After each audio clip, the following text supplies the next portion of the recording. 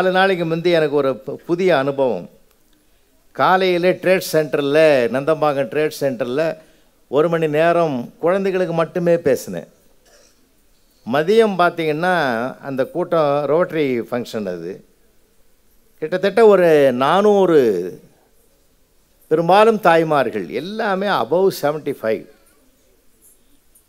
அவங்களையும் ஒரு குழந்தையாக நினச்சி தான் பேசினேன். ஏன்னா வயது முதிர குழந்தை மனோபாவம் வந்துடும். பிள்ளைகள் ரொம்ப அருமையான பிள்ளைகள். இவ்வளவு அமைதியாக கிளாஸில் இருந்தான்னா நாங்கள் எப்படி பாடம் நடத்துவோம்?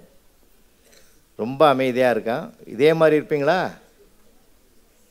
இருப்பேன்னு சொல்லுங்கள். இருக்கிறீங்களா? ரைட். நீங்கள் அமைதியாக இருந்தீங்கன்னா கரெக்டாக 1 மணி நேரம் பேசி முடிச்சிடுவேன். பேசுனீங்கன்னா 1.5 மணி நேரம் 2 மணி நேரம் கூட பேசுவேன். எது சௌகரியம்னு பார்த்துங்க. குழந்தைகள் வைரங்கள், அவர்களை திட்டாதீர்கள், தீட்டுங்கள் என்று தான் என்னுடைய செய்தியை பிள்ளைகளுக்கு பல இடங்களிலே சொல்லி வருகிறேன். அதுவும் இந்த காலத்தில் இருக்கிற பிள்ளைகள்லாம் ரொம்ப ரொம்ப அருமையான பிள்ளைங்க. ஏன்னா நாங்கள் படிக்கிற காலத்தில் மூத்த பெருமக்கள் இருக்கீங்க, பல வல்லுநர்கள் இருக்கீங்க. நாங்கள்லாம் படிக்கிற காலத்தில் எந்த விதமான தொல்லைகள் இல்லை அவ்வளவா. எங்கள் அம்மா அப்பா கிட்ட பேசுகிறத தவிர மற்றவங்களிடத்துல பேசுகிறது கூட அதிகமாக இல்லை. ஆனால் இன்றைக்கு எத்தனை தொல்லைகள் இருக்க வேண்டுமோ அத்தனை தொல்லைகளும் இருக்கிறது. திரும்பினா செல்ஃபோன் தொந்தரவு, நேராக பார்த்தா டிவி தொந்தரவு, எல்லாம் இருக்குது. அழகான புத்தகம் கடைகள்லாம் நான் ஒரு பார்வையிட்டேன். ஒரு மனிதனை மலை உச்சிக்கு கொண்டு போகிற மகத்துவம் பெற்ற புத்தகங்களை எல்லாம் ஒரு மலை உச்சியிலே கொண்டு வந்திருக்கிற அழகை நான் பார்த்து பார்த்து மகிழ்ந்தேன். ஆனால் என்ன ஒரு சங்கடம், அங்கே புத்தகத்தெல்லாம் பார்க்குற போது புத்தகம் வாசிக்கலாம் வா என்று அழைக்கிறது, செல்போனோ வா சிக்கலாம் என்று அழைக்கிறது. அது வாசிக்கலாம்னு கூப்பிடுது, இது வா சிக்கலாம்னு கூப்பிடுது. ஏன்னா இன்றைக்கி செல்ஃபோன் படுத்த சிரமங்கள் உங்களுக்கு என்னன்னு தெரியும். அன்னைக்கு எங்கள் அம்மா என்னுடைய வயசில் இருக்கிறவங்களுக்கெல்லாம் தாய் தான் குழந்தைய வளர்த்தா. இன்றைக்கி எல்லா குழந்தைகளையும் செல்ஃபோன் தான் வளர்க்குது. எந்த குழந்தையும் இப்போ கூட மதியம் சாப்பிட போனேன், ஊட்டி மலை கூட அதற்கு விதிவிலக்கல்லன்னு ஒரு காட்சியை பார்த்தேன். சின்ன பிள்ளை செல்ஃபோனை பார்த்து தான் சாப்பிட்டுங்குது. அப்போ இந்த செல்ஃபோன் என்பது நீக்கமர நிறைந்திருக்கக்கூடிய ஒரு முதல் எதிரியாக இன்றைக்கி குழந்தைகளுக்கு இருக்குது. வேறு வழி இல்லை. அதையும் மீறி என் பிள்ளைகள் அறிவாளிகளாக வருகிறார்கள் என்றால், நல்ல பிள்ளைகளாக வருகிறார்கள் என்றால், உண்மையிலேயே இந்த பிள்ளைகளை பாராட்டணுன்றது தான் என்னுடைய ஒரு தாழ்மையான வேண்டுகோள். நிறைய இடத்துல பிள்ளைகள் கெட்டு போச்சு. இந்த பிள்ளைகள் கெடலை, கருவிகள் அதுக்கு தாக்கம் நிறைய போச்சு. இப்போ இருக்கிற அது மறுக்கவும் முடியாது. கருவிகள் இல்லாத நம்மளால் வாழ முடியாது. சொல்லப்போனால் உலகமே இதுக்குள்ளே இருக்குது இல்லையா? இப்போ வேணாம், இப்போயே நல்லா தானே இருக்குது. மொத்தமாக ஆஃப் பண்ணிட்டு பார்ப்போம். இப்போ நான் தெரியுறேன்னா அப்புறம் என்ன, நல்லாவே இருக்குது. ஆடியன்ஸு நல்லா இருக்குது. உலகமே இதுக்குள்ளே இருக்குது இல்லையா? இருக்கா இல்லையா? இது உள்ளங்கையில் இருந்தால் உலகம் முழுவதையும் பற்றி நமக்கு தெரியும். இதை கீழே வச்சிங்கன்னா தான் உங்களை சுற்றி என்ன நடக்குதுன்னு தெரியும். நிறைய பேருக்கு நம்ம சுற்றி என்ன நடக்குதுன்னு தெரியாமலேயோ உலகத்தை பார்த்துங்கிறோம். ரொம்ப வருத்தமான நிலையெல்லாம் இன்றைக்கி கொண்டு போயிட்டுருக்கு செல்ஃபோன். சமீபத்தில் விநாயகர் சதுர்த்தி அன்றைக்கி மயிலாப்பூர் லெஸ் கார்னரில் இருக்கிற விநாயகர் கோயிலில் சாமி கும்பிடலான்னு போனேன். ஒரு பையன் என் காதில் விடுற மாதிரி சத்தமாக சொன்னான், பிள்ளையாரப்பா உக்ரைனுக்கு ரஷ்யாவுக்கு நடந்துக்கிற சண்டையை நிறுத்திரு, ரொம்ப கஷ்டமாக இருக்குது, நிறுத்திருந்தான். பரவாயில்ல, ரொம்ப மனிதநேயத்தோட பிள்ளையார்கிட்ட வேண்டுதல் வைக்கிறானேன்னு சொல்லி அவனை தனியாக கூப்பிட்டு பாராட்டி அன்னைக்கு மேடையில் கிடைச்ச ஒரு பொன்னாடை எடுத்து அவனுக்கு போத்தனேன். உன் மனிதநேயத்தை ரொம்ப மதிக்கிறேன்டான்னு. அதெல்லாம் ஒன்றும் இல்லை சார், அப்படி ஒரு சண்டை நடந்தால் உன்ன மாதிரி ஒரு வாத்தியார் பாடம் எழுதிடுவார், அதை ஏன் படிக்கிறது, ஏற்கனவே 2 சண்டை நடந்து எங்கள் மண்டை காயுது. அந்த வருஷம் நான் போர் சண்டையில் இப்போ சேர்ந்தவன் அவனெல்லாம் ஞாபகம் வச்சுக்க முடியல. போன டெஸ்ட்டில் கூட எங்கள் டீச்சர் 2ஆம் உலகப் போர் ஏன் நடந்ததுன்னு கேட்டாங்க. முதல் உலகப் போர் சரியாக நடக்காதனால 2ஆம் உலகப் போர் நடந்ததுன்னு நான் எழுதினேன். கூப்பிட்டு வச்சு ஒரு 4 தட்டு தட்டாங்க. ஏன் சார் இப்படிலாம் சண்டையை வச்சு வளர்த்து அதை ஒரு பாடமாக எழுதி மகா கஷ்டம் சார். அதனால தான் சார் பிள்ளையார்கிட்டையாவது மனுஷன் சொன்னால் கேட்க மாட்டான், பிள்ளையார்கிட்டையாவது சொல்லி வைப்போமேன்னு சொல்லி வச்சோம். பிள்ளைகளுடைய வருத்தங்கள் இன்றைக்கி நிறையா இருக்குது.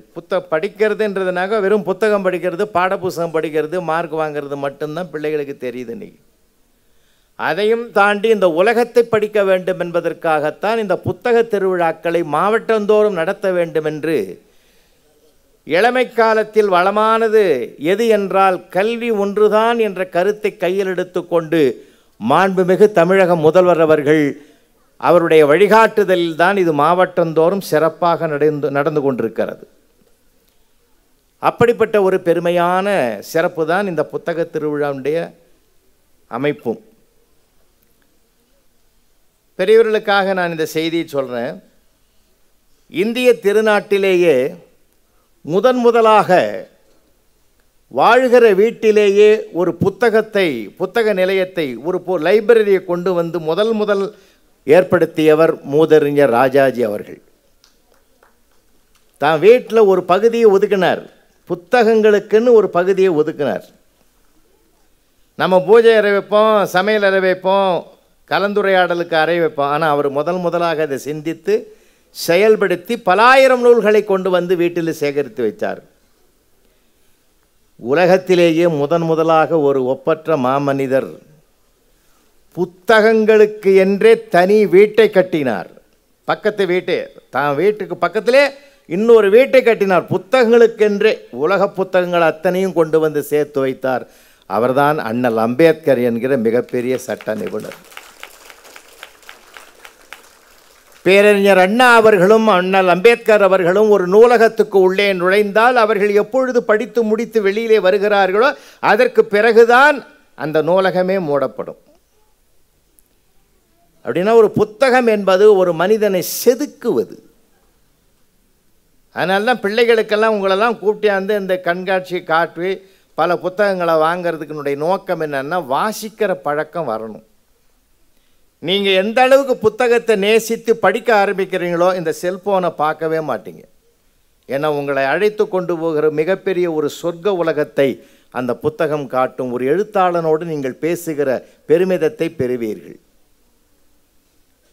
அதனால் நிறைய பேர் புத்தகங்களை வாங்குங்க, படிங்க, அதில் இருக்கிற செய்தியை எடுத்து அம்மாக்கிட்டையும் அப்பாக்கிட்டையும் பேசுங்க.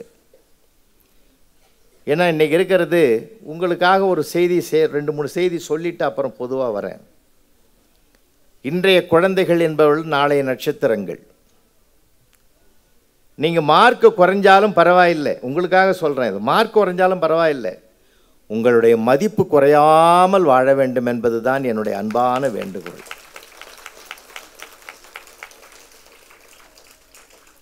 ஏன்னா அந்த மதிப்பு தான் மிக மிக முக்கியமானது.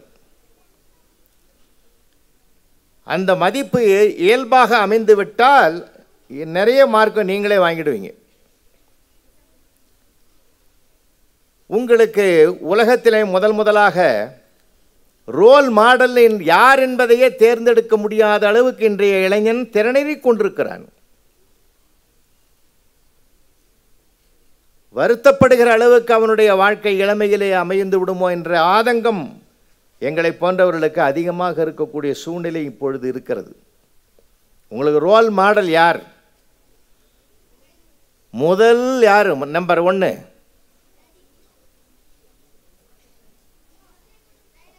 யார் சொல்லுங்க பார்ப்போம்.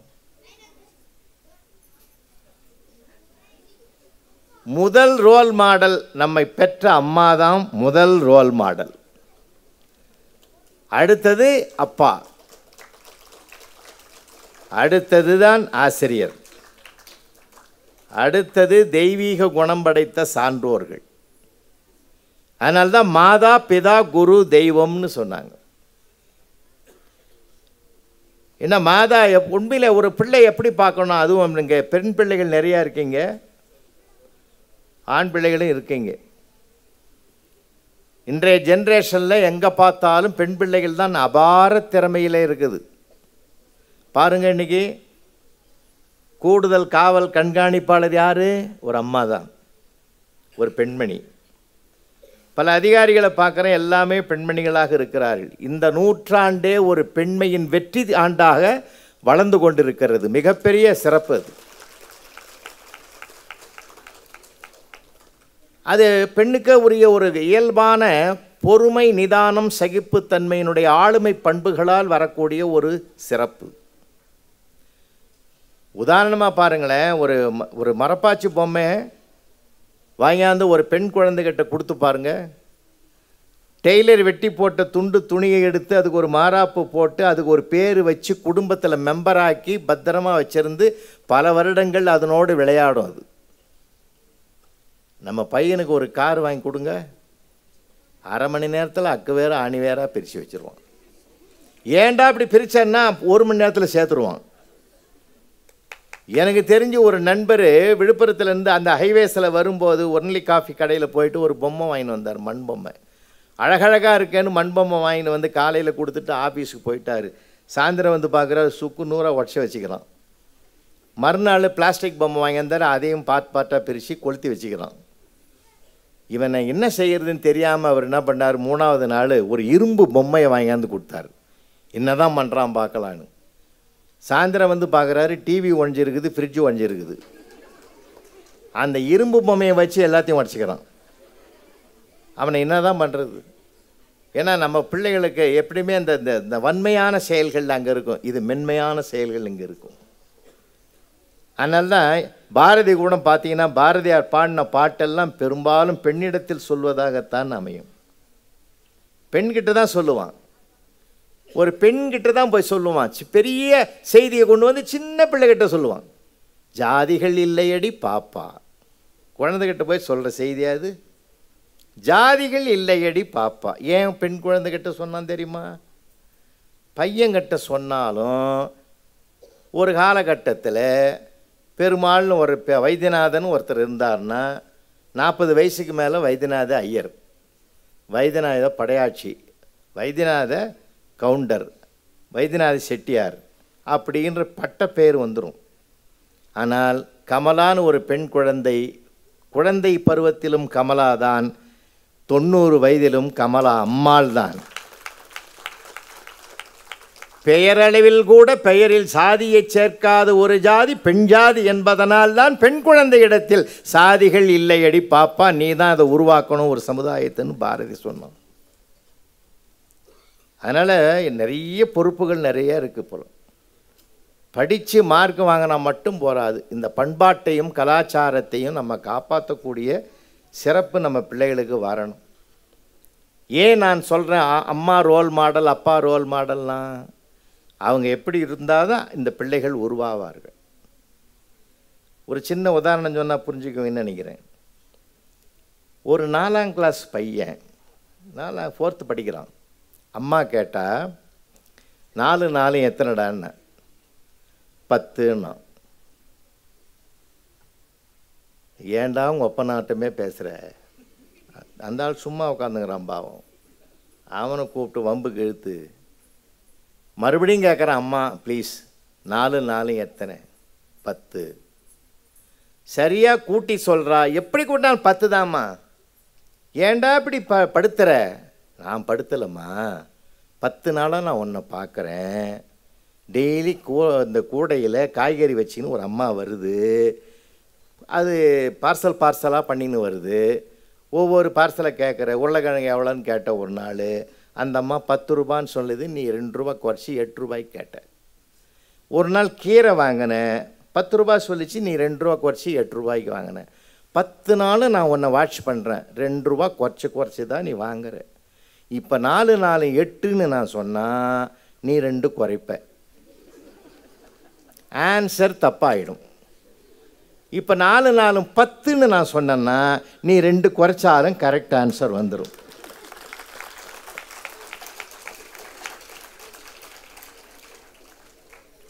இப்போ புரியுதா? யார் பிள்ளைகள் ஃபாலோ பண்ணுறாங்க? அம்மாவை தான் ஃபாலோ பண்ணுறாங்க. அதனால தான் எல்கேஜியிலிருந்து 5th ஸ்டாண்டர்ட் வரைக்கும் பெண் ஆசிரியர்களை நியமித்திருக்கிறார்கள். எங்கே ஆண் ஆசிரியர்கள் எல்கேஜியிலிருந்து 5th வரைக்கும் இருக்க மாட்டாங்க. நான் ஜனாதிபதி மேதக அப்துல் கலாம் இடத்துல அவார்டு வாங்கினது சொன்னாங்க, ரைட்டு தான். ஆனால் உலகத்திலேயே எல்லோருக்கும் அவார்டு கொடுக்கணுன்னா எல்கேஜியிலிருந்து 5th வரைக்கும் பணியாற்றுகிற ஆசிரியர்கள் அத்தனை பேருக்கும் கொடுக்கணும். ஏன்னா குழந்தையோட குழந்தையாக மாறி குழந்தைக்குள்ளே உட்கார்றது லேசான விஷயம் இல்லை, லேசான விஷயம் இல்லை. அதனால்தான் குழந்தை பருவத்திலேயே நல்ல செய்திகளை நீங்கள் உள்வாங்கணும். ஒரு விவசாயி கூட ஒவ்வொரு பயிருக்கும் நிலத்தை பண்படுத்துகிறான்.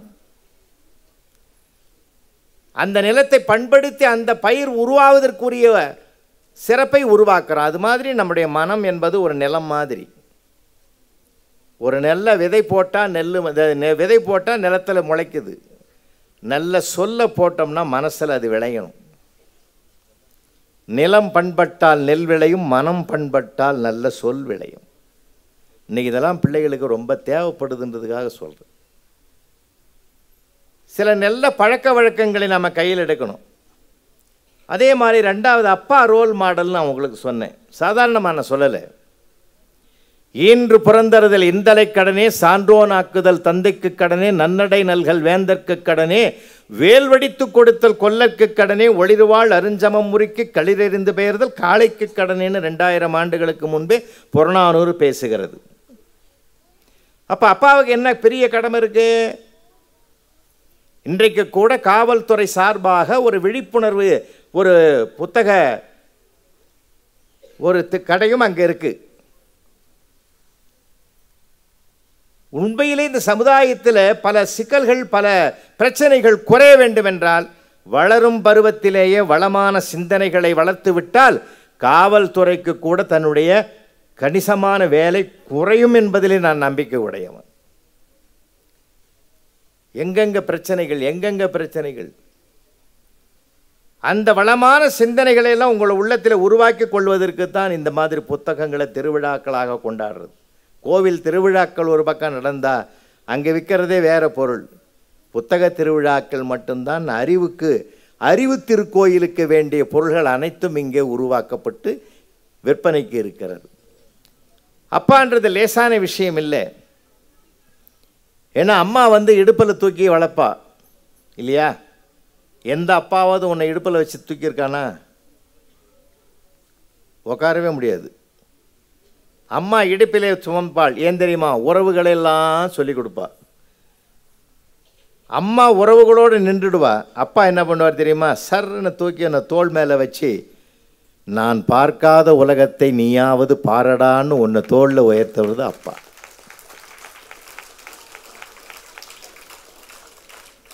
அவர் எப்படி ரோல் மாடல்? ஒரு பஸ்ஸில் ஒரு அப்பாவும் ஒரு பையனும் பஸ்ஸில் பயணம் பண்ணுறாங்க. பையன் சின்ன பையன். அவர் கேட்குறாரு, கண்டக்டர் 2 டிக்கெட்டு கொடுங்க. கண்டக்டர் அந்த பையனை உத்து பார்க்குறாரு. சின்ன பையனாக இருக்கிறான், அவனுக்கு போய் அரை டிக்கெட்டு போதுமே. அப்பா சொன்னார், இல்லை சார் அவனுக்கு 8 வயசு ஆகுது, ஃபுல் டிக்கெட்டு கொடுங்க. கண்டக்டர் சொல்கிறாரு, பார்த்தா அப்படி தெரியலையே சார். பரவாயில்ல சார், நீங்கள் வாங்கிக்கோங்க சார், அரை டிக்கெட்டே போதும். இல்லை சார், நீங்கள் ஃபுல் டிக்கெட்டே கொடுத்துருங்க. அப்போது பயணம் முடிஞ்சு இறங்கும்போது அவங்க அப்பா கண்டக்டர் கேட்குறாரு, என்ன சார் 4 ரூபாயை வேஸ்ட் பண்ணிட்டீங்களே, நான் தான் பரவாயில்லன்னு சொன்னேன், நீங்கள் அப்பா கூட கேட்க மாட்டேங்க. அவங்க அப்பா சொன்னார், சார் எனக்கும் என் பையனுக்கு 8 வயசுன்னு தெரியும், என் பையனுக்கும் அவனுக்கு 8 வயசுன்னு தெரியும். நான் 8 வயசு இல்லை அப்படின்னு சொல்லி ஒரு வார்த்தையை சொல்லி ஒரு 4 ரூபாய்க்காக ஒரு பொய் சொன்னேன்னா அப்பா பொய் சொல்லுறார், நானும் சொல்லலாம்ன்ற எண்ணம் அவனுக்கு வந்துடும் சார், அதனால் நான் அவனை கெடுக்க விரும்பலைன்னார். அப்போ அப்பா ரோல் மாடல் இல்லையா? ஏன் இவ்வளோ கஷ்டப்பட்டு சொல்ல தெரியுமா? நீங்கள்லாம் வீட்டுக்கு போனால் இனி அம்மா என்ன சொன்னாலும் கேட்கணும், அப்பா என்ன சொன்னாலும் கேட்கணும். மூணாவது ஆசிரியர். அவங்களுக்கு என்ன கடமை தெரியுமா உங்களுக்கு?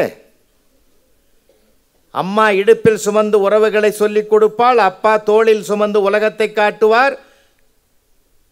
ஆனால் ஆசிரியர்கள் மட்டும் இடுப்பிலும் சுமக்க மாட்டார்கள், தோளிலும் சுமக்க மாட்டார்கள். உன் காலில் நின்று இந்த உலகத்தை பார் என்று சொல்லிக் கொடுக்கிற தன்னம்பிக்கை தருபவர்கள் அவர்கள். 1330 குறட்பாக்கள் இருக்குது, உங்களுக்கு தெரியும் இல்லையா? அதில் ஒரு குறளை நான் சொல்கிறேன், முடிஞ்சா தொடருங்க. கற்க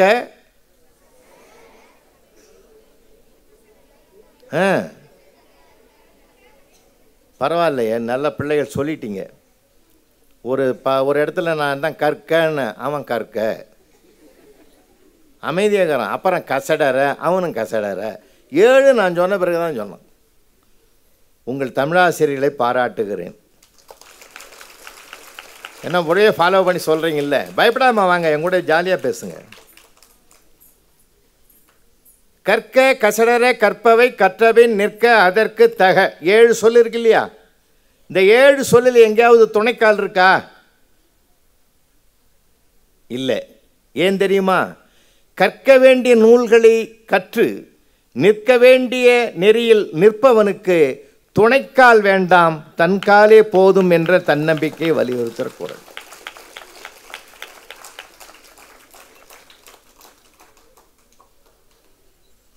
புத்தகங்கள் என்பது ஒரு மனிதனை நல்ல சிற்பமாக்கு. ஒரு நல்ல நண்பனுக்கு, ஒரு நண்பனோடு பழகுகிற ஒரு சிறப்பு புத்தகத்தை வாசிக்கிறதுல கிடைக்கிற சுகம்.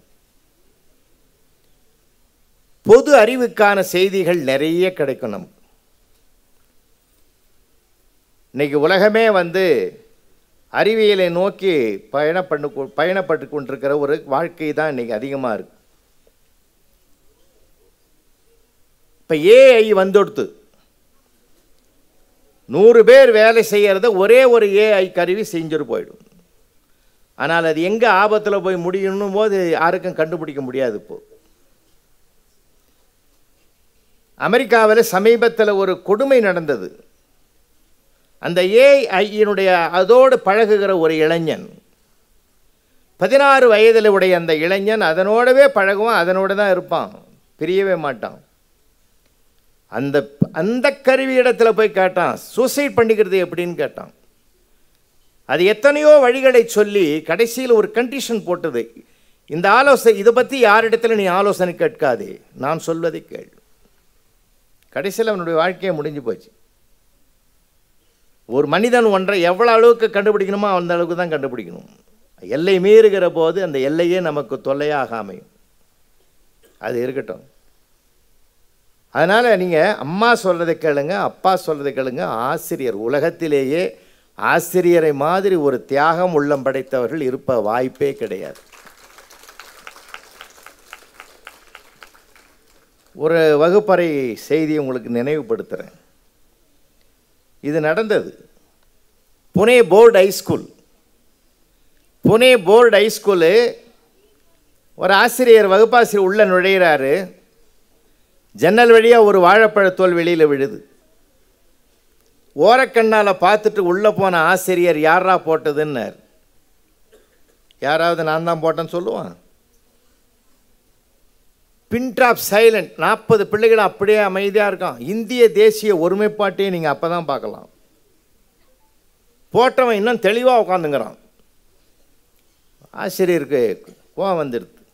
எல்லாம் பெஞ்ச் மேலே இல்லை, மலை 39 பேர் ஏறி நின்றுட்டான், ஒரு ஆள் மட்டும் உட்காந்துங்கிறான். உட்காந்துங்கிற பையனை பார்த்து ஏன் நிற்கலைன்னாரு.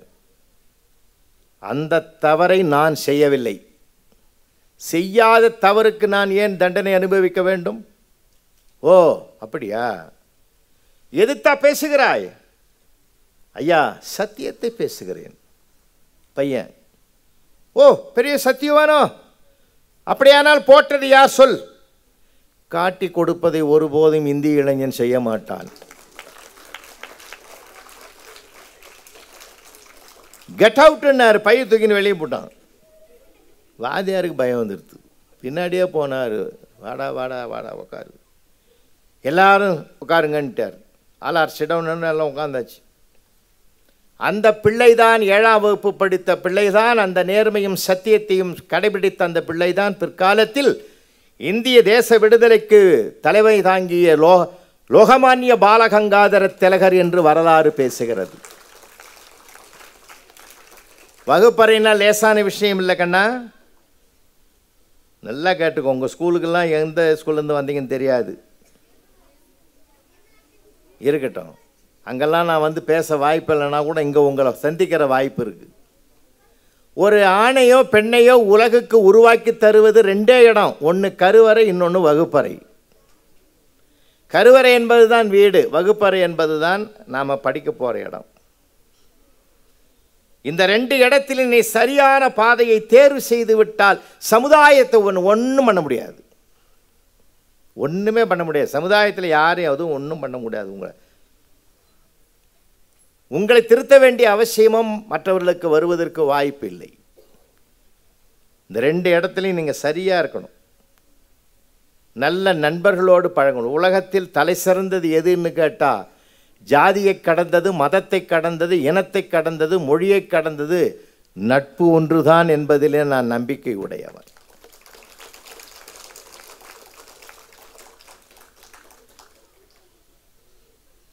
யூடியூப்பில் நான் ஒரு தடவை பேசினது தான், இருந்தாலும் நான் உங்களுக்கு சின்ன குழந்தைங்கன்றதுக்காகத்தான் நான் என்னை மாற்றிக்கிட்டேன். இப்போ உங்கள் வீட்டிலலாம் பால் காய்ச்சுறாங்கல்ல, பாத்திரத்தில் பார்த்துறீங்களா? இப்போ காலம் அதையும் சொல்ல வேண்டியதாகுது. அன்றைக்கி ஒரு மாமியார் ஹாலில் உட்காந்துங்குது, மருமக கிராஸ் பண்ணி கிச்சனுக்கு போகுது. மாமியார் கேட்டாங்க, அம்மாடி கிச்சனுக்கா போகிற? ஆமாம் அத்தை. அந்த பாலை சிம்மில் வை. சிம்மு 1 இல்லையா, சிம்மு 2 இல்லையான்னு கேட்டுது. இது என்ன உலகம் எங்கேயோ போகுது. அதனால் பிள்ளைகளுக்கு சொல்ல வேண்டியதாகுது. பாத்திரத்தில் பால் காய்ச்சுறாங்க இல்லையா, ரொம்ப சூடாயிட்டா என்ன ஆகும்? பொங்கும், அழகு. உடனே அம்மா என்ன பண்ணுவா? கொஞ்சம் லேசாக தண்ணியை கையில் அப்படி பிடிச்சி மேலே தெளிப்பா. அந்த பொங்குற பால் என்ன ஆகும்? அடங்கிடும். இது நம்ம பார்க்குற காட்சி இல்லையா? இப்போ நான் இப்படி பாருங்க, பாலுக்கும் தண்ணிக்கும் ஃப்ரெண்ட்ஷிப். பாலில் நம்ம ஊர் பால்காரரு அந்த ஃப்ரெண்ட்ஷிப்பை நல்லாவே சேர்த்து வைப்பார், வஞ்சமில்லாமல் சேர்த்து வைப்பார். அப்போ இந்த பால் காய காய என்ன ஆகும்? நெருப்பில் எது ஆவியாகும்? முதல்ல தண்ணி ஆவி ஆகிடும். இப்போ அந்த தண்ணி ஆய்வியான உடனே பாலுக்கு கோபம் வந்துட்டுது. என் நண்பனை பிரிச்சிட்டிய பாவி, இதோ உன்னை அழிச்சிடுறேன் பாருன்னு நெருப்பை அணைப்பதற்குத்தான் அது கோபமாக பொங்குது இல்லையா? அம்மா என்ன பண்ணுறா? தண்ணி தெளித்த உடனே அதை அடங்கிச்சு. ஏன் தெரியுமா? பிரிந்து போன நண்பன் வந்து விட்டான்.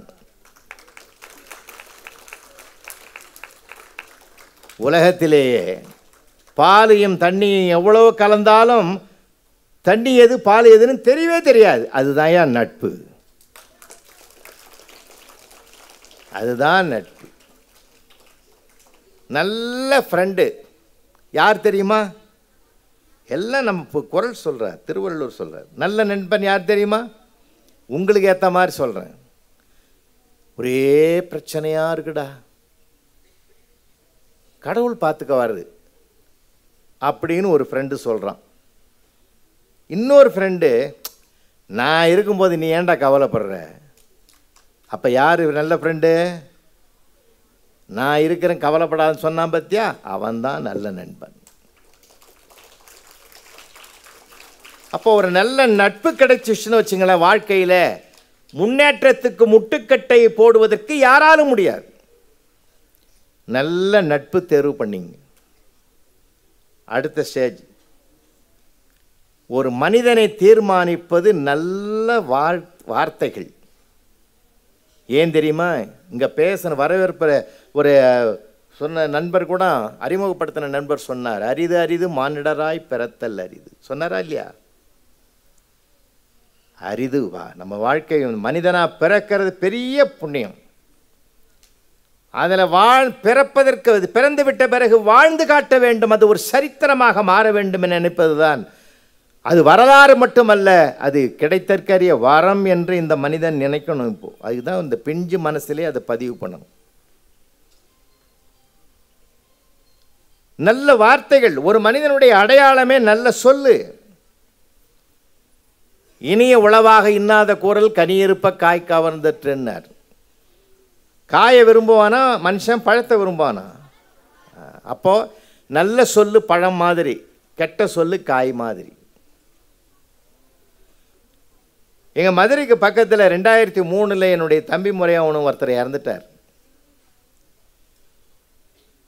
விமான நிலையத்தில் போயிட்டு இறங்கி நான் மாட்டுத்தாவணியில் போய் ஒரு மலர் மாலையை வாங்கிக்கிட்டு போய் அந்த அவருக்கு போட்டுட்டு அப்படியே நான் வருத்தமாக நிற்கிறேன். அவருக்கு ஒரே ஒரு பையன் பிஎஸ்சி செகண்ட் இயர் படிக்கிறான். அவங்க அப்பா மேலே விழுந்து அது கதறி கதறி அழுதவன் நான் வந்து நிற்கிறத பார்த்துட்டு அப்படியே எழுந்தான். எங்கள் தம்பி பையன்தான். அவன் சொன்னான் பாரு, எழுந்து என்னை கட்டி பிடிச்சிக்கினேன், பெரியப்பா நீ எல்லாம் இருக்கும்போது அப்பா போயிட்டாரேன்னா. நீங்கள் சிரிக்கிறீங்க, நான் 15 நாள் மெடிக்கல் லீவ் போட்டு வேலைக்கே போகலை. ஆச்சரியமான வார்த்தைகள் வாயிலிருந்து வரணும் என்பதை தவிர அதிர்ச்சி தருகிற வார்த்தைகள் வரக்கூடாது. முடியாது என்ற வார்த்தை வாழ்க்கையில் வரவே கூடாது. முடியும். பாசிட்டிவ் எண்ணங்கள், நெகட்டிவ் நமக்கு வேண்டவே வேண்டாம். பரலோக ராஜ்யம் பக்கத்தில் இருக்கிறதுன்னு பைபிள் பேசுகிறது இல்லையா? எவ்வளோ ஒரு மங்களமான வார்த்தை தெரியுமா? அது எங்கேயோ இருக்குது பரலோக ராஜ்யம். இல்லை, பரலோக ராஜ்யம் பக்கத்தில் இருக்கிறது. பாரம் சுமப்பவன் பாக்கியவான். என்ன ஒரு ஒரு வார்த்தைகள், பைபிளுடைய வார்த்தைகள் அது.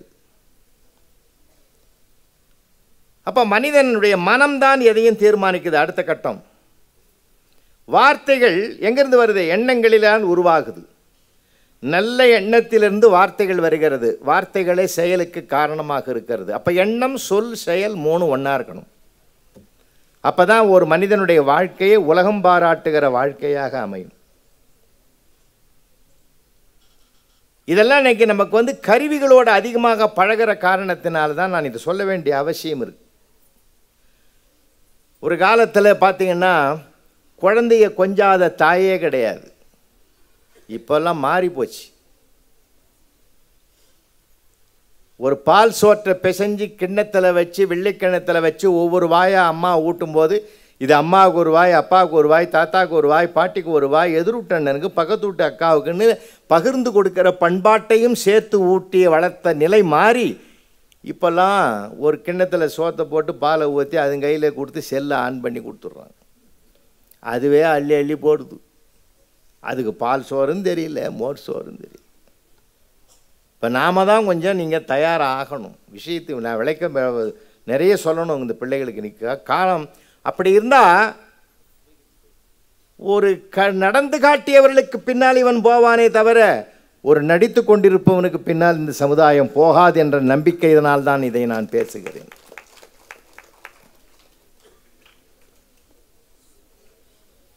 உங்களுக்குள்ள 1000 சிந்தனைகள் இருக்கு.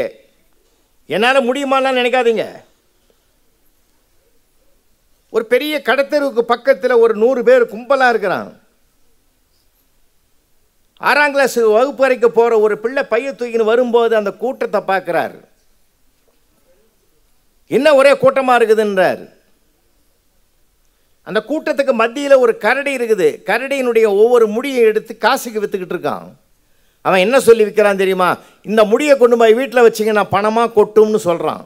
அதை பணம் கொடுத்து வாங்குறான். எல்லாம் வாங்கி போன 50 பேர் அந்த பக்கம் போனான் பாருங்க. அவனை அந்த 50 பேரையும் அப்படியே நிற்க வச்சார் அந்த பிள்ளை. 6th ஸ்டாண்டர்ட் படிக்கிற அந்த குழந்தை பிள்ளை நிற்க வச்சு, என்ன வாங்கிட்டு போகிறீங்க? கரடி முடி. ஏன் வாங்குறீங்க? அதை வாங்கி கொண்டு போய் வச்சா பணம் கொட்டும். கரடி முடியை வாங்கி கொண்டு போய் வீட்டில் வச்சா பணம் கொட்டும்னு காசு கொடுத்து வாங்குறியே, அந்த கரடியே அவன் வச்சுங்கிறான். ஏன்டா அவனுக்கு பணம் கொட்டலை? எப்படா யோசிக்க போகிறீங்கன்னார். யார்? 6ஆம் கிளாஸ் படிக்கிற குழந்தை. அவர்தாயா பின்னாடி சட்டத்தை இயற்றிய சட்ட நிபுணர் அண்ணல் அம்பேத்கர் என்பது வரலாறு. நமக்குள்ள ஆயிரம் ஆயிரம் சிந்தனைகள் இருக்கு. அந்த சிந்தனைகளை சிறகடிக்க வைக்க வேண்டும் என்றால் நிறைய வாசிக்கணும். அந்த பழக்கம் வரணும். அப்போ நல்ல வாசிக்க எழுத்தாளனோடு பழக, நல்ல நண்பனோடு பழக, தாயின் அரவணைப்பில் பழக, தந்தையினுடைய வழிகாட்டுதலில் நடக்க, ஆசிரியனுடைய அத்தனை வார்த்தைகளையும் கேட்டு உள்வாங்க எண்ணங்கள் தூய்மையாகும். நல்ல சொற்கள் வளமாக வரும். வளமாக வருகிற சொற்களுக்கு பின்னால் நலமான செயல்கள் அமையும்.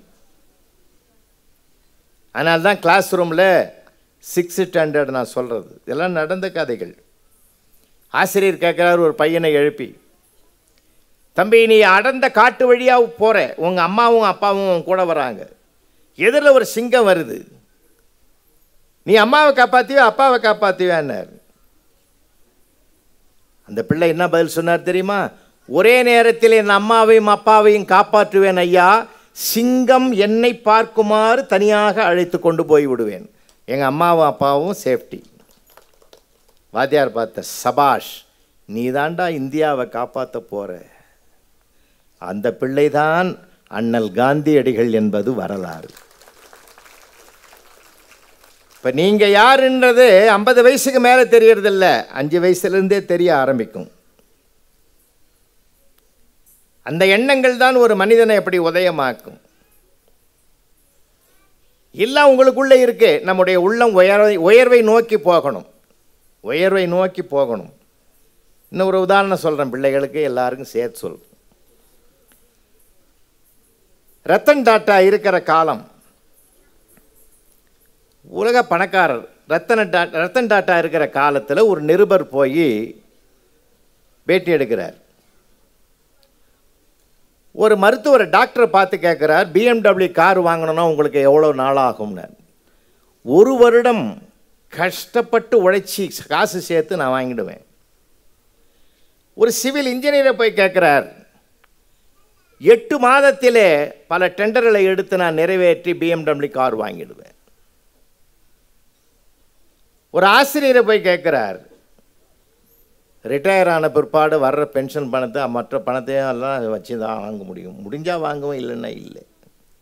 ஒரு கிரிக்கெட் வீரரை போய் கேட்குறார், 1 டே மேட்ச் போது நான் வாங்கிடுவேன்னு. அப்போ ரத்தன் டாட்டாவை போய் கேட்டார், BMW கார் வாங்கணும் உங்களுக்கு எவ்வளோ நாள் ஆகும்? அவர் 5 மினிட்ஸ் ஆகும்னு எதிர்பார்த்தான். ஏன்னா அவ்வளோ ஒரு ஃபோன் பண்ணாலே அடுத்தது வந்து நிற்கும். அந்த மனுஷன் என்ன பண்ணார், 5 வருஷம் ஆகுன்னார். கேட்டவன் நடுங்கி போயிட்டான். உலக பணக்கார வரிசையில் முதலிடத்தில் இருக்கக்கூடிய தகுதி படைத்த மனிதராக நீங்கள் 5 நிமிடத்தில் வாங்குவேன் என்று நீங்கள் அறிவிப்பு சொல்லுவீங்களா நினச்சா 5 வருஷம்னு சொல்கிறீங்க. அப்போ ரத்தன் டாட்டா சொன்னார், BMW கார் கம்பெனி எவ்வளோ பெரிய கம்பெனி, அந்த கம்பெனியை வாங்கணும்னா எனக்கு 5 வருஷம் ஆகுயா. அவனும் காரை யோசிச்சான், அவர் கம்பெனியே யோசிச்சார். பார்த்தீங்களா, இதுதான் உள்ளத்தின் உயர்வு. அதைத்தான் திருவள்ளுவர் 2000 வருஷத்துக்கு முந்தைய சொன்னார், வெள்ளத்தனைய மலர் நீட்டம் மாந்தர்தம் உள்ளத்தனையது உயர்வு. என்னுடைய உள்ளம் எந்த அளவுக்கு உயரமாக பயணப்படுகிறதோ அந்த அளவு உயரத்தை நான் எட்டுவேன். அதுதான் மிகச்சிறப்பு. அதனால் என் அன்பு குழந்தைகளே, உங்களுக்காக நான் சொல்ல வேண்டியது, தாய், தந்தை, ஆசிரியன், நண்பன், நல்ல புத்தகம், இவைகளோடு நாம் தினம் தொடர்பு கொள்ளணும். ஆனால் இங்கே நிறைய பெரியவங்க இருந்தால் அவங்களுக்கும் வேறு பாதையை நான் சொல்லுவேன். இருக்கிறவங்கள வச்சு நான் ஒரு செய்தியும் சொல்கிறேன். பெரியவங்களும் அந்த பாதையை காட்டுவதற்கு தங்களை தயார்படுத்தி கொள்ளணும். இதுவும் நடந்தது, நான் சொல்ல போவது இதுவும் நடந்தது. உலகத்தில் 2 செய்தியை நான் சொல்ல கடமைப்பட்டிருக்கேன். 4th ஸ்டாண்டர்ட் கிளாஸ் ரூம், வெள்ளிக்கிழமை. டீச்சர் என்ன பண்ணாங்க, இந்த பீரியடு என்ன செய்யலாம் அப்படின்னு கேட்டபோது, எதனா ஒரு டாப்பிக்கில் பேசலாம் டீச்சர், கவிதை எழுதலாம் டீச்சர். பிள்ளைகள் ரொம்ப அழகாக எழுதுவான் தெரியுமா. இப்போ சமீபத்தில் கூட போலியோ சொட்டு மருந்து போட்டாங்க தெரியுமா உங்களுக்கு? ஒரு காலகட்டத்தில் நான் பணியாற்ற காலத்தில் 2000 ஒரு பையன் எழுதினான் 6ஆம் கிளாஸில். இந்த போலியோ பற்றி தான் எழுத சொன்னோம். அவன் எழுதினான், சின்ன வயசில் உனக்கு வந்த போலியோ, இன்னும் உன்னை விட்டு அது போலியோ, சொட்டு மருந்து தொண்டைக்குள்ளே போலியோ, போன மருந்தும் ஒருவேளை போலியோ. போலி மருந்தா? என்ன அழகா! இதை விட யார் எழுத முடியுயா? இதை விட யார் எழுத முடியும்? கவிதை எழுதலாம் டீச்சர், பாட்டு பாடலாம் டீச்சர், சரி ஒரு டாப்பிக்கில் எழுதலாம். A4 ஷீட்டை பாதியாக கட் பண்ணி எல்லா பிள்ளைகளுக்கும் கொடுத்து எழுத சொன்னாங்க டீச்சர். என்ன தலைப்பு? கடவுள் என் எதிரில் வந்தால் என்ன வரம் கேட்பாய். இதான். மழை அவனும் எழுத ஆரம்பித்தான். யார் யார் என்னென்ன எழுதியிருப்பான்னு உங்களுக்கு தெரியும். பசங்க எழுதுறதே தனி அழகு. இங்கே ஆசிரியர்கள் பெருமக்கள் இருந்தால் உங்களை வணங்கி கேட்குறேன், தப்பாக பார்க்காதீங்க, இப்படியும் எழுத முடியுமான்னு யோசிங்க. ஏன்னா எனக்கு அவ்வளோ பேர் எழுதிக்கிறான். ஒரு பையன் ரோமன் லெட்டர் பார் செகண்டுன்னு போட்டு ஒரு கேள்வி நம்பரை போட்டு ஆன்சர் எழுதிக்கிறான். கர்த்தரே, இந்த பேப்பரை திருத்துவர் பக்கத்தில் அமரும், அவர் செய்த பாவங்களை எல்லாம் மன்னித்தருளும். நான் செஞ்ச பாவன்றான். அவன் தான் பாவம் செஞ்சுட்டு என்கிட்ட வந்துக்கிறான். அவர் செய்த பாவங்களை எல்லாம் மன்னித்தருளும் பெருமானே, அவர் திருக்கரங்களினால் எனக்கு வாழ்க்கை அள்ளி போட வைக்க வேண்டும். அப்படி போட்டால் அவர் பிள்ளை படிக்கும் பள்ளியிலும் அப்படி போடுவார்கள் என்ற ஞானத்தை அவருக்கு உதயமாக்க வேண்டும். எம்மா வேற்ற எழுதுறான் பாருங்க. இதுக்கு நான் படித்து சிரிச்சு கிடந்தேன். இப்படிலாம் கூடமா எழுத முடியும்? விளையாட்டாக எழுதுவான் தெரியுமா உங்களுக்கு? இங்கே போய் டீச்சர் ஒருத்தங்க சாந்தகுமாரின்னு ஒரு அம்மா இருக்கும். ஒரு காலமும் நேரமும் கணக்கு கேட்டுது. 10 பேர் சேர்ந்து ஒரு தார் ரோடை 20 நாளில் போடுறாங்க. அதே ரோடை எத்தனை நாளில், 15 பேர் எத்தனை நாளில் போடுவாங்கன்னு அவன் எழுதிக்கிறான். இது அனாவசியமான கேள்வி. ஏற்கனவே 10 பேர் போட்ட ரோடை மறுபடியும் எதுக்கு 15 பேர் போடணும்னு கீழே எழுதிக்கிறான். இது அரசாங்கத்துக்கு வீண் செலவுன்னு எழுதிக்கிறான். அப்போ ஒரு தலைவன் அங்கே உருவாகிட்டான்னு நம்ம நினச்சிக்கலாம். அப்புறம் டீச்சர் வந்து என்கிட்ட, நீ செல்லம் கொடுத்து இந்த பசங்க பூரா அப்படி தான் வீணாக போயிட்டாங்க. அம்மா வீணாக போகலம்மா, சமுதாயம் வீணாகக்கூடாதுன்ற அக்கறையில் எழுதியிருக்காம்மா, ஃபுல் மார்க் போடுமா அவன். நீங்கள் போடுவீங்களா? நான் போட்டிருக்கிறேம்மா. காந்தி ஜெயந்தி குறிப்பு வரைன்னு கேட்டிருந்தேன். காந்தியை பற்றி 3 வரை எழுதி 4வது வரை எழுதிக்கிறான். ஜெயந்தியை பற்றி எனக்கு எதுவும் தெரியாதுன்னு எழுதிக்கிறான். அதனால் விளையாட்டுத்தான். நீங்கள் அதை விட இன்னும் ஃபென்டாஸ்டிக் ஆன்சர்லாம் எழுதுவான் தெரியுமா? சிமெண்ட்டை தயாரிக்க வேண்டிய மூலப்பொருளை எழுதுங்கன்னு கேட்டிருந்தாங்க ஒரு டீச்சர். அவன் எழுதிக்கிறான், எந்தெந்த மூலப்பொருள்களை கொண்டு அது தயாரிக்கப்படுமோ அந்தந்த மூலப்பொருளால் அது தயாரிக்கப்படும். அவனும் வழிக்க வரல, இவனுங்களுக்கும் விடை கிடைக்கல. என்ன பண்ணுறதுன்னு என்ன கேட்டாங்க. அட்ஜஸ்ட் பண்ணி போடுங்கம்மா மார்க்குன்னு. நான் பசங்க அப்படி தாங்க எழுதுவாங்க. மகிழ்ச்சியாக இருக்கு, எடுத்துக்கணும். குற்றமே பார்க்க முடியாது. அதனால தான் குணம் நாடி குற்றமும் நாடி அவற்றுள் மிகை நாடி மெக்க கோளன். குற்றத்தை கூட குணமாக பார்க்கக்கூடிய குணவான்களாக நம்ம மாறினாதான் நல்லதையே உருவாக்க முடியும். அப்போ அந்த டாப்பிக்கில் எல்லாம் எழுதிட்டாச்சு. எழுதி வீட்டுக்கு அந்த அம்மா என்ன சொன்னாங்க, பீரியடு முடிஞ்சு போச்சுரா, சனி ஞாயிறு லீவு திருத்தி எடுத்துகிட்டு வரேன்னு பண்டெலாம் எடுத்து போட்டாங்க. ஞாயிற்றுக்கிழமை காலையில் உட்காடுறாங்க, பேப்பரை திருத்துறா, டிஃபன் சாப்பிட்டு உட்காடுறாங்க. அவங்க ஹஸ்பண்டு ஒரு ஹையர் ஆஃபீஸர். அவர் சேரில் உட்காந்துங்கிறாரு, பேப்பர் படிச்சுக்கிட்டு. இந்த அம்மா ஃபஸ்ட்டு பேப்பரை எடுத்து படிச்சுட்டு அழறாங்க. வீட்டுக்காரர் பார்த்துட்டாரு. என்ன அழற? உன்னை திட்டி எழுதியிருக்கானோ, கண்ணாமண்ணன் எதாவது எழுதியிருக்கானோ? இல்லைங்க. பின்ன ஏன் அழற? அவன் எழுதுனதை படிக்கிறேன். கடவுளே, நீ என் எதிரில் வந்தால் நான் என்ன வரம் கேட்பேன் தெரியுமா? என்னை செல்போனாக மாற்றிவிடு என்ற வரத்தை தான் கேட்பேன். ஏன் தெரியுமா கடவுளே? எப்பொழுதும் என் அம்மா உள்ளங்கையில் வைத்துக்கொண்டு அதை பார்த்து பார்த்து சிரிக்கிறாள், அதனோடு தான் பேசுகிறாள். சமைக்கும் போதும் பார்க்கிறாள், சாப்பிடும் போதும் பார்க்கிறாள், உறங்கும் போது கூட அதை பக்கத்தில் வைத்துக்கொண்டு அரவணைத்து தூங்குகிறாள். அப்படியானால் என் அன்னையினுடைய பரிசத்திலிருந்து நான் விலகாமல் இருக்க வேண்டும் என்றால் என்னை செல்போனாக மாற்றிவிடு கடவுளே, இந்த வரம்தான் எனக்கு வேண்டும். கடவுளே, என் அப்பா மட்டும் என்ன லேசா? அலுவலகம் முடிந்த பிறகு 5 மணிக்கெல்லாம் என்னுடைய வீட்டுக்கு வந்தால் சோபாவில் உட்கார்ந்து கொண்டு ஆஃப் பண்ணி வச்சிருந்த செல்லை ஆன் பண்ணிட்டு அகில உலகமும் தொடர்பு கொண்டு பேசுவாரே தவிர எதிரில் உட்கார்ந்து ஹோம்ஒர்க் எழுதுகிற என்னை ஏறெடுத்தும் பார்க்க மாட்டார். என் அப்பாவிடத்திலும் அம்மாவிடத்திலும் இணை பெரியாமல் நான் இருக்க வேண்டும் என்றால் கடவுளை என்னை செல்போனாக மாற்றிவிடு. இதை பார்த்து தாங்க அழுதுட்டேன். அப்பா கோபம் வந்துட்டு அவருக்கு கணவருக்கு, எழுந்துரு, அந்த வீட்டு அட்ரஸ் எடு, அந்த குடும்பத்தையே உண்டிலன் பண்ணுறேன். அதெல்லாம் நடக்காதியா, அது நம்ம பையன்தான்.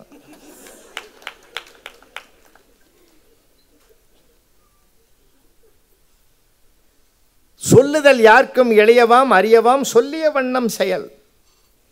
அதைத்தான் நான் திரும்ப திரும்ப யாராக இருந்தால் என்ன, சொல்லுவது மட்டும் என்னுடைய கடமை அல்ல, நடத்தி காட்டுவதும் நடந்து காட்டுவதும் என்னுடைய கடமை. திசை மாறி போகிற உலகம். ஒரு காலகட்டத்தில் திரைப்படம் எல்லாம் இன்னைக்கு போச்சு. வருத்தத்தோடு சொல்றேன்.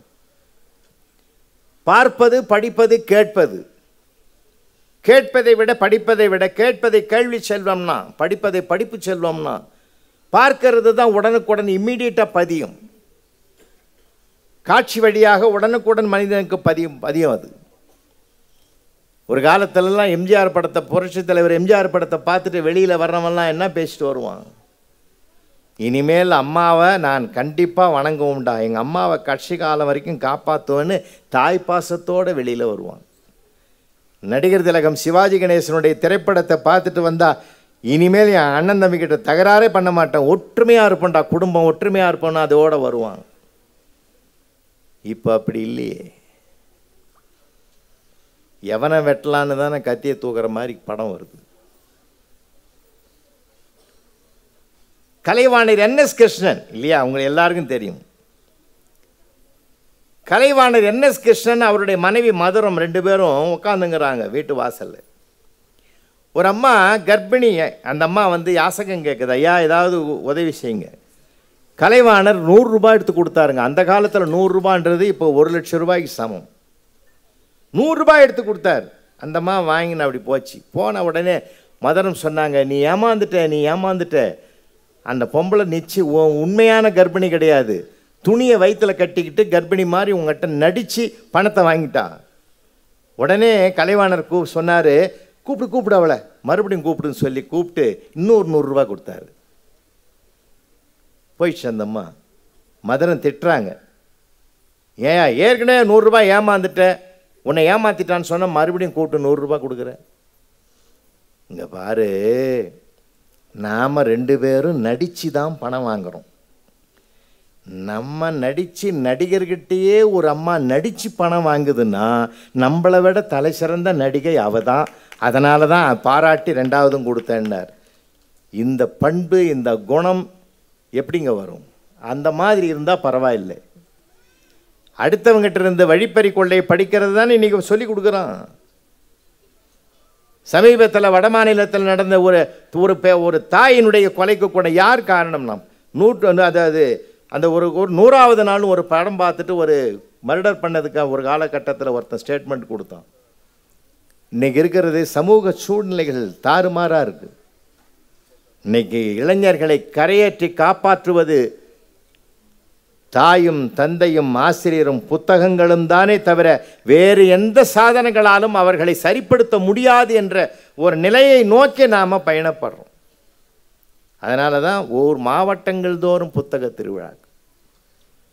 கல்லூரி வாசலிலே கால் வைப்பது கூட நமக்கு கனவாகி விடுமோ என்று நினைத்து கதறிய பெண்களுக்கெல்லாம் மாதம் 1000 ரூபாய் கொடுத்து படிப்பதற்கு உதவி செய்கிற மாண்புமிகு முதல்வர் அவர்கள் நம்முடைய தமிழ்நாட்டுக்கு கிடைத்திருக்கிறார் என்றால், அவரால் புத்தக திருவிழாக்களும் ஒரு பக்கம், புத்தகத்தை வாசிக்கிற வகுப்பறையும் மறுபக்கம் என்றால், என் அன்பு குழந்தைகளே, நீங்கள் சிறகடித்தில் வானில் பறப்பதற்குரிய ஒரு நல்ல வாய்ப்பு காலம். இந்த காலம் சரியாக பயன்படுத்துங்க.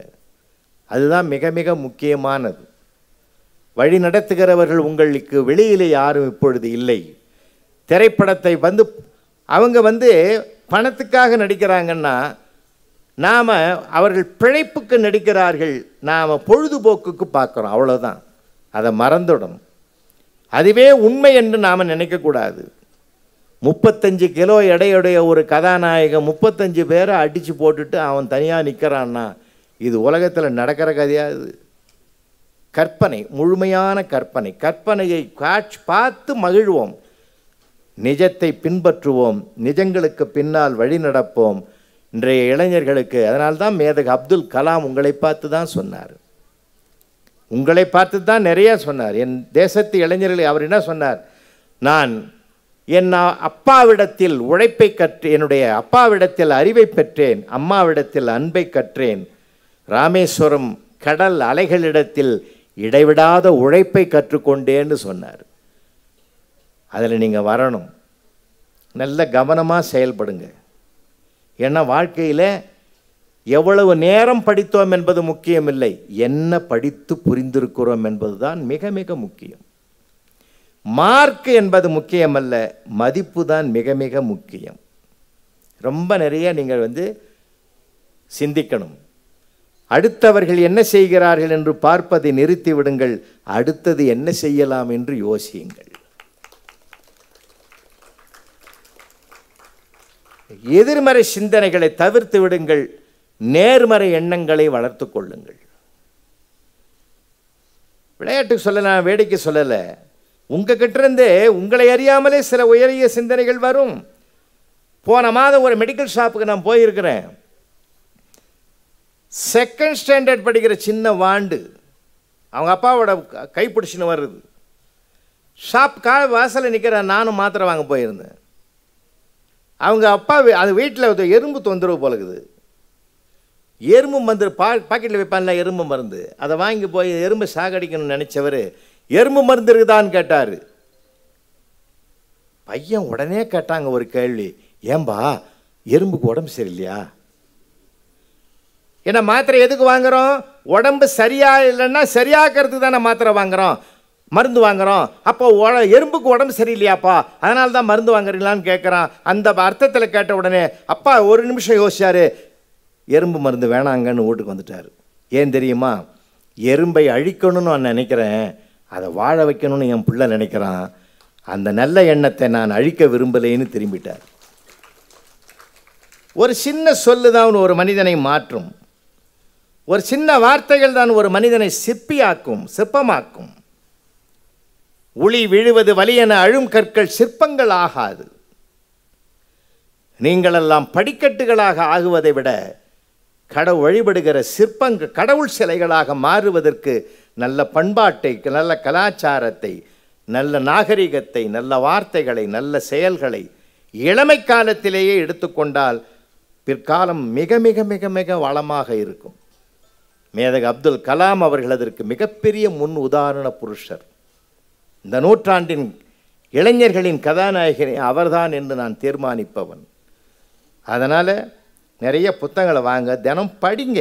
நிறைய பேர் படிக்கிறதே இல்லை, இப்போது ரொம்ப வருத்தமாக இருக்குது. நிறைய எழுதி பாருங்க ஐயா, நிறைய எழுதுறதும் கிடையாது. இப்போது ஒரு தடவை நான் மேடையில் சொன்னது தான், 6ஆம் வகுப்பு படிக்கிற ஒரு பையன் ராத்திரி 10:30 மணிக்கு அவங்க மிஸ்ஸுக்கு மெசேஜ் அனுப்பியிருக்கிறான். 10:30 மணிக்கு மெசேஜ். இப்போது யார் இப்போ செல்ஃபோனில் இது பண்ணுறாங்க? இப்போ எல்லாமே எழுதுறது கிடையாது, செல்ஃபோனில் மெசேஜ் போகுது. இந்த செல்ஃபோன் படுத்துகிற பாடு இருக்குது கொஞ்சம் நஞ்சம் இல்லை. ஒரு அம்மா ராத்திரி 12:30 மணிக்கு எழுந்து மேக்கப் பண்ணுது, பொட்டு வைக்கிது, பூ வைக்கிது, லிப்ஸ்டிக் அடிக்குது, பூ வைக்கிது, மேக்கப் பண்ணுது. அவங்க வீட்டுக்காரனை கேட்டிருக்கிறான், அர்த்தராத்திரியில் மேக்கப் பண்ணுறேன், உன்னை யாரையும் பார்க்க போகிறான், வாயை மூடிம்படியா ஃபேஸ் லாக்க வச்சுக்கிறேன், உத்து உத்து பார்க்குறேன், அது ஓப்பன் ஆக மாட்டேனுது. அது மேக்கப்போட பார்த்தா தான் ஓப்பன் ஆகும் போலகுது. நான் படாத பாடுபட்டு மேக்கப் பண்ணுறேன், நீ கம்முன்னு படுன்னு. அவன் சிரிச்சின்னா படுத்துங்கிறான். நீ என்ன சிரிக்கிற மறுபடின்னா? ஒரிஜினல் மூஞ்சி செல்லுக்க பிடிக்கல, நான் 10 வருஷமாக அவங்க கூட குடும்பம் பண்ணுறேன்னு என்னை அட்ஜஸ்ட் பண்ணின்னு போனோம். இந்த படுத்துகிற பாடுகுதை கொஞ்சம் நெஞ்சம் இல்லையா இந்த செல்ஃபோன்? இன்றைக்கி செல்ஃபோன் செல்ஃபி எடுக்க எல்லாரும் பாரு, செல்ஃபி செல்ஃபி.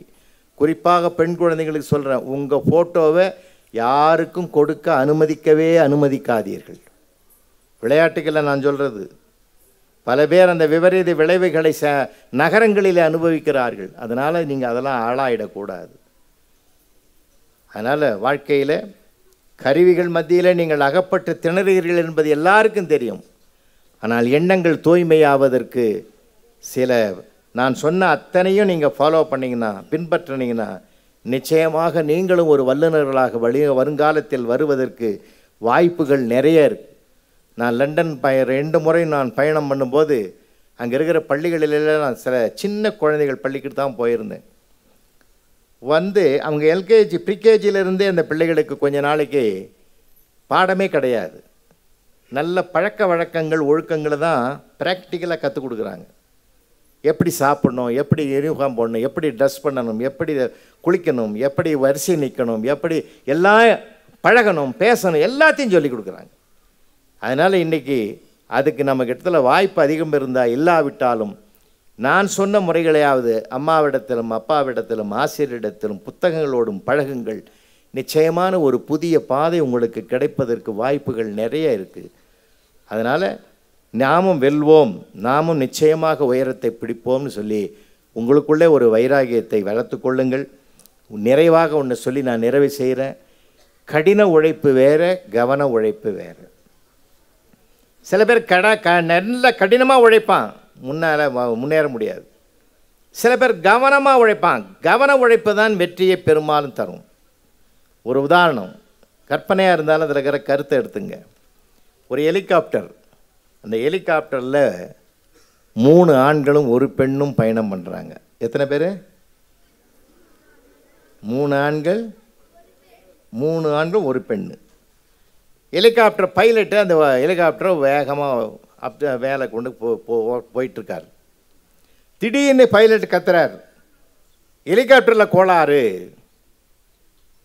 ரொம்ப சிரமமாக இருக்குது, நான் நூல் எண்ணியை விடுறேன், நீங்கள் 4 பேரும் போய் பிடிச்சிங்க, பாதுகாப்பாக தொங்கிட்டே வருங்க, அப்படியே தரையில் இறங்கிடுறேன், நீங்கள் சேஃப்டியாக போயிடுங்கன்னார். நூல் எண்ணியை விட்டாச்சு. மலமலன்னு 3 ஆண்களும் பிடிச்சிக்கிட்டான். அந்த அம்மாவும் உடையாந்து பிடிச்சிக்கிச்சு. இப்போ டவுனில் வருது. மறுபடியும் பைலட்டு கத்துறார், பிரச்சனை பெருசாக போச்சு, வெயிட்டு தாங்கலை, யாராவது ஒருத்தர் கீழே விழுந்து உயிர் தியாகம் பண்ணுங்க, அப்போ தான் 4 பேராவது பிழைக்கலான்னாரு. யாராவது உழுவானா? நிசப்தமாக இருக்கிற நேரத்தில் அந்த பெண்ணு தான் வாய் திறந்து பேசினான். சகோதரர்களே, நீங்கள் 4 பேர் பைலட்டு, நீங்கள் 3 பேர் ஆண்கள், 4 பேர் இருக்கீங்க, நான் ஒருத்தி தான் பெண்ணு. ஒரு பிரச்சனை, ஒரு துயரம் எதிர்கொண்டு வருகிறதென்றால் தாய் ஸ்தானத்தில் ஒரு பெண் உதவுவாள், இல்லைன்னா தாரம் மனைவி என்ற ஸ்தானத்தில் ஒரு பெண் உதவுவாள், இல்லைன்னா கூட பிறந்த சகோதரி என்ற ஸ்தானத்தில் உதவுவா. உங்கள் சகோதரியாக நானே கீழே விழுகிறேன்னு அந்த அம்மா சொன்னாங்க. 3 ஆண்களும் கைத்தட்டினான்.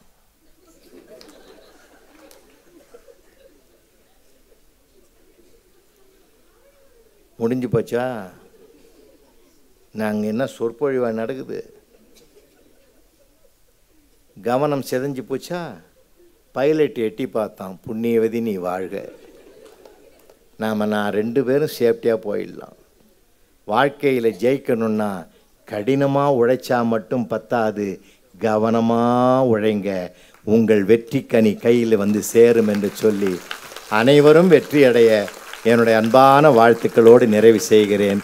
நன்றி, வணக்கம். இந்த தகவல் உங்களுக்கு பிடிச்சிருந்தா லைக் பண்ணுங்க, உங்க ஃப்ரெண்ட்ஸுக்கு ஷேர் பண்ணுங்க, மறக்காம எங்க சேனலுக்கு சப்ஸ்கிரைப் பண்ணுங்க.